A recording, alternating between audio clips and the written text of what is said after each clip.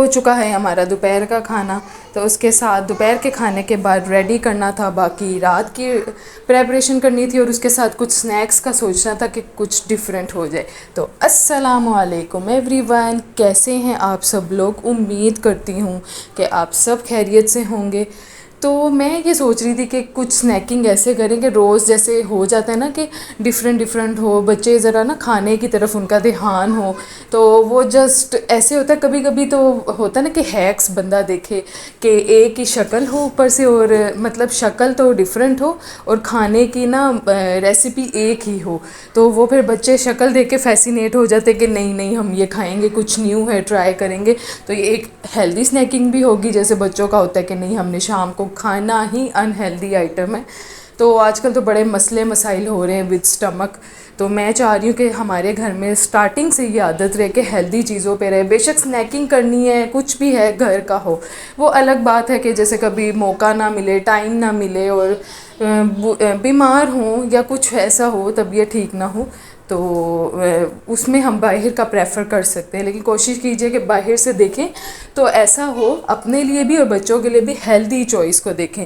तो वैसे मेरा फिर मैंने रात को ना जैसे खाना रखना था, आज हमारी तरफ बन रहा था मुर्गी आलू। तो मुर्गी आलू के साथ क्योंकि वेजिटेबल थी, पिछले दिन में आलू मेथी और वो सब बनाया था, तो साथ फिर मैंने वो आहिस्ता आहिस्ता वो भी साथ साथ रख रही थी। तो मैंने आज सोचा कि समोसे रोल बनाते हैं, क्योंकि बड़ा टाइम हो गया, क्योंकि रमज़ान में बनाया था। तो फिर आज मेरी बड़ी वाली बेटी कहती समोसे खाने को दिल कर रहा है, तो मैंने कहा अब बाहर से मैं पट्टियाँ लेने जाऊँगी, थोड़े से ही इन्होंने खाने। तो मैंने क्या सोचा, मैदा घर में पड़ा हुआ था, मैंने कहा इसको फिर ना मैदे को मैंने फटाफट निकाला, उसको नीट किया, उसको थोड़ी देर रखना होता है। तो हमने यहाँ पर ये मैदे को ना नीट करके और उसको ना हाथ की हथेली से नीट करना। और कोई पहले मैंने ट्रे पे रखा, उसमें थोड़ा सा मसला हो रहा था, ट्रे जो है कॉन्स्टेंटली मूव कर रही थी।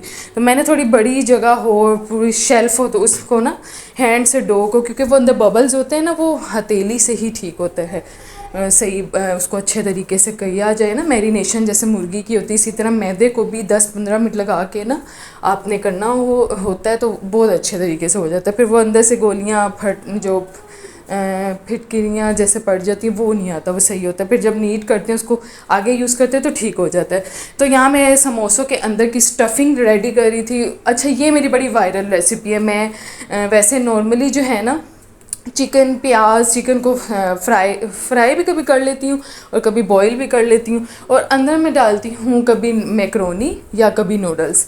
तो नूडल्स मैं इसलिए डालती हूँ कि वो एक ना, और कभी कभी ना चीज़ अवेलेबल नहीं थी घर पे, मैं चीज़ का भी एक स्लाइस डालती हूँ। जब बच्चे बाइट करते हैं ना, वो चीज़ आती है बाइट, तो उससे वो बहुत ज़्यादा फैसिनेट होते हैं और बड़े मज़े से इंजॉय से खाते हैं। तो बस मैंने फिर ना यहाँ पे छोटी प्याज और 3-4 बोटियाँ, क्योंकि थोड़ा ही खाना था बच्चों ने, तो ज़ाया ना हो, बेशक बाद में और बनाने, लेकिन मैंने ये ज़्यादा स्टफिंग इसलिए बनाई थी कि चलो अगले दिन जैसे कोई और रेसिपी रेडी करनी है तो उसके अंदर भी ये ऐड ऑन हो सकती है। तो उसके अंदर मैंने ब्लैक पेपर डाली थोड़ा सा, और रेड ट्राई ज़रूर कीजिएगा ये नूडल्स, और अंदर चीज़ का एक स्लाइस डाल के ना, बेशक चीज़ थोड़ी सी भी डाले, बहुत अच्छा इफ़ेक्ट आता है। तो उसके बाद जी जनाब हम लोगों ने रेडी कर लिया सारा। मैदे को भी टाइम हो चुका था, उसको मैंने फटाफट ना इसके छोटे छोटे पेड़े बना के, जैसे रोटी होती है ना उससे हाफ़ पेड़ा बनाना है। फिर आगे जैसे सारा वो उसको नीट रोटी की तरह ही करके ये पट्टियाँ बनानी थी मैंने, तो उसका सारा प्रोसेस हो रहा था। अच्छा, मैं ना आज सोच रही थी कि आज ना मैंने थोड़ा सा बाहर शोकेस की डीप क्लीनिंग करनी थी, तो मैंने सोचा कि करती हूँ। तो क्योंकि 3-4 दिन से ना मैंने कभी कबर्ड कर रही हूँ और कभी जैसे उसकी किचन की कबर्ड्स को साफ़ कर रही थी, किचन की शेल्फ़ की डीप क्लीनिंग जैसे मेरी है रूटीन मंथ में। हर वीक पे ना डिफरेंट डिफरेंट चीज़ों की करूँ, लेकिन ना फिर मैं कहती हूँ करती हूँ, फिर वो 1-2 दिन गुजर के मैंने कहा नहीं अब आज कर ही लेती हूँ, जल्दी जल्दी से फारिग होके ना, खाना वगैरह करके स्नैकिंग भी बना के। तो जी फिर मैंने सोचा कि मैं बोली जा रही, मैं अमल नहीं कर रही। अमल इंसान की ज़िंदगी में बहुत ज़रूरी होता है, जैसे कहते हैं ना नियतों का दारोमदार आपके अमल पे है, तो आपने अमल लाजमी करना है। ये नहीं कि ज़ुबान से जो बोला किसी के लिए अच्छे बोले, लेकिन अंदर आपके अंदर वो मुनाफ़क़त वाली चीज़ हो, गुस्से वाला दिल हो। अब आप किसी से बात कर रहे हैं तो आप उसको अच्छी एक दुआ दे रहे हैं, तो अंदर से आप पीछे जाएँ तो मुँह चढ़ाने लग जाएँ, या हसद का एक एलिमेंट आ जाता है, तो अब जैसे देखिए लोग जाते हैं उम्रा करते हैं, हज करते हैं, मैं ये नहीं कह रही उम्रा हज उनका जैसे वो होता है अल्लाह ताला उनका कबूल करे, लेकिन जब वो वापस आते हैं वही हरकतें। अब इसी तरह हम कोई भी जैसे हैं, अब आजकल जैसे ट्रेंड है कि काफ़ी लोग जो हैं दीन की तरफ, बहुत अच्छी बात है कि हो रहा है, ट्रेंड हो रहा है कि बिदात को ख़त्म किया जा रहा है, लेकिन वो क्या होती हैं वो अंदर जाके वही हम लोग चाहे मर्द हो औरत हो जाते हैं। अब रमज़ान में सारे कितने नेक हो जाते हैं, बयानात सुनते हैं, हर चीज़ सुनते हैं, लेकिन जैसे ही रमज़ान गुजरता है, और स्पेशली मैं औरतों को यहाँ पे हाईलाइट करना चाहूँगी, औरतों का मैं बिल्कुल ख़िलाफ़ नहीं हूँ, ज़्यादा बात ही औरतों में होती है कि गीबत कर ली, हसद कर लिया, इसको चिढ़ाया उसको चिढ़ाया, अच्छा इखलाक ना रखा। वैसे तो हम दीन की बातें सुनते हैं, बयानात पे भी जाते हैं, वो इस्लामी बयान दर्स सुनते हैं हम बहुत ज़्यादा, लेकिन जब उनसे उन्हीं लोगों से जब बात करें खुश इखलाकी नहीं होती, उनसे बात करके दिल बदजन हो जाता है, तो ये फिर अमल नहीं है हमारा, ये सिर्फ हम दिखाने के लिए कर रहे हैं। तो यही मेक श्योर कराना चाह रही हूँ कि आपने अपने अमल को बहुत ज़्यादा स्ट्रॉन्ग रखना है। तो यहाँ पर साथ साथ मेरा ये स्टफिंग को मैं ना अंदर फिल कर रही थी, तो रोल भी रेडी हो गए थे, तो इसको मैंने दूसरे चूल्हे पे ना ऑयल को फ्राई गरम करने के लिए रखा हुआ था कि इतना ज़्यादा भी नहीं करना, बस लो फ्लेम या मीडियम भी हो जाए, मीडियम भी ना ऊंची आग नहीं करनी है, आपने नॉर्मल पे ही रख के तो उसको वो करना है। तो ये फटाफट ना वैसे हो जाता है क्योंकि हर चीज़ रेडी होती है, पट्टियाँ भी एक जैसे वो तवे के ऊपर। अच्छा हाँ, आपने ना पट्टियों को ये बना के ना कट करके आपने इसको ना एक दफ़ा तवे के ऊपर ज़रूर सेक लेना, ऐसा आपने लगवाना है इसको सेक के ना येलोइश पेल सा कलर आ जाए। आपने बिल्कुल रोटी नहीं बनानी कि उसके ऊपर रेड रेड डॉट डॉट हो जाए, वैसा नहीं करना।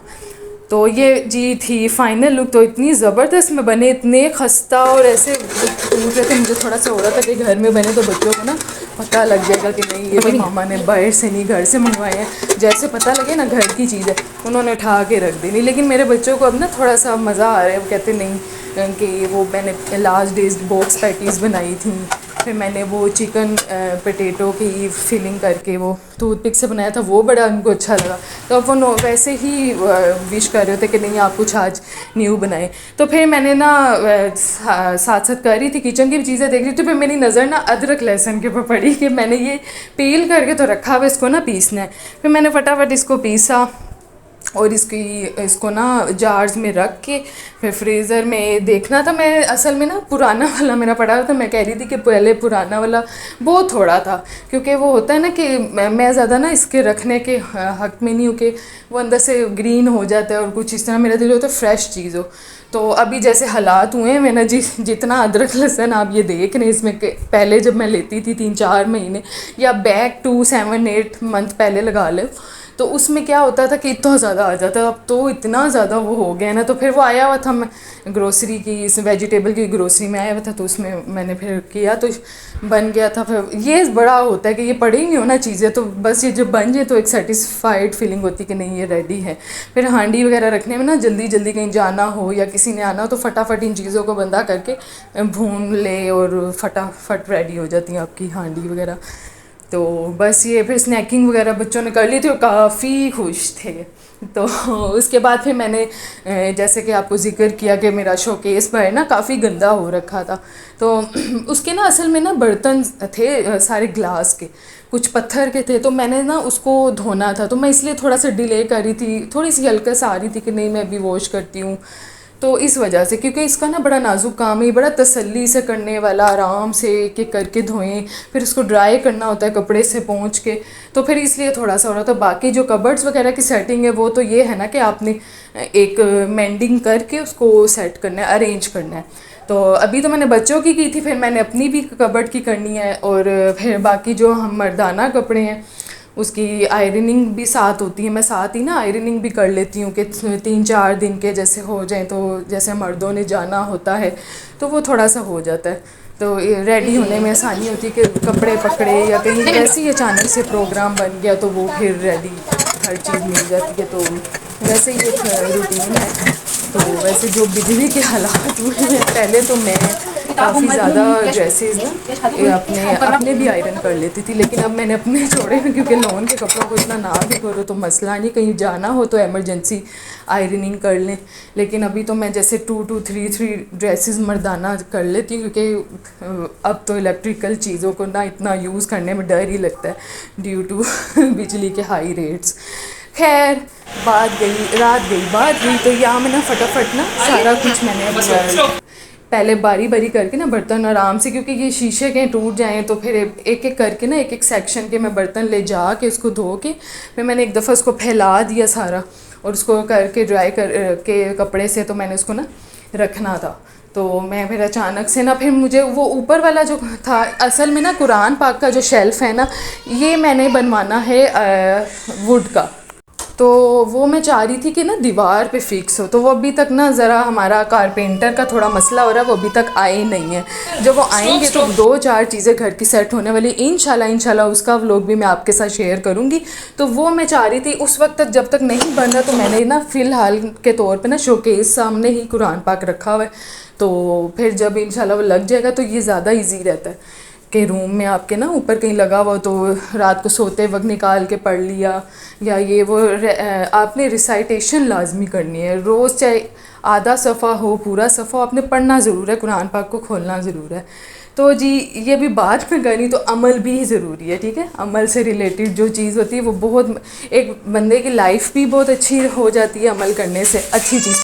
तो जनाब अब मैं अपने ब्लॉग को यहाँ पे एंड करती हूँ। Hope you like it. अच्छा, आप लोग व्यू करते हैं लेकिन सब्सक्राइब नहीं करते, तो काइंडली मुझे सपोर्ट करें, मैं बहुत मेहनत करती हूँ, तो इंशाल्लाह आप मुझे देंगे अपना फ़ीडबैक। तो ओके जी, अल्लाह हाफ़िज़, मिलते हैं नेक्स्ट ब्लॉग में।